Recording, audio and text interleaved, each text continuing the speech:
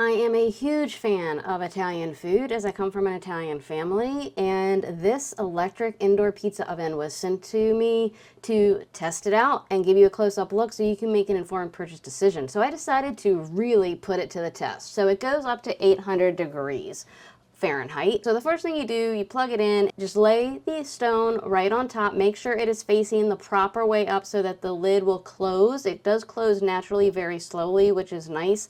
Keep in mind, when it is on, it is hot, very, very hot. Also make sure you don't want to ever wash the stone. If anything, just use a damp cloth when it is cool to wipe it off.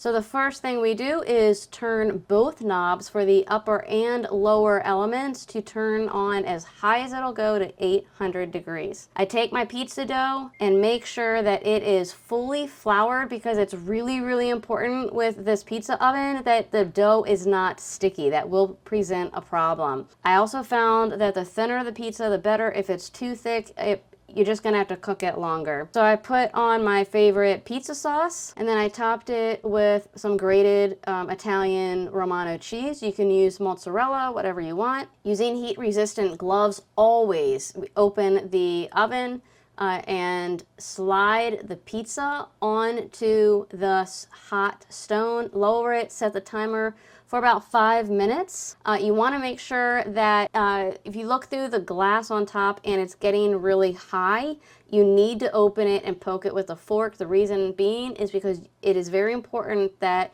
the food does not touch the elements because it will burn because it is so, so hot. It's really important.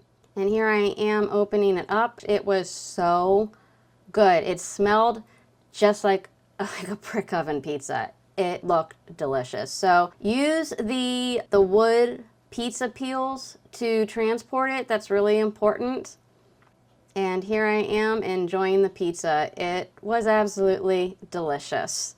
So I hope you found this video helpful. I totally recommend this if you love pizza.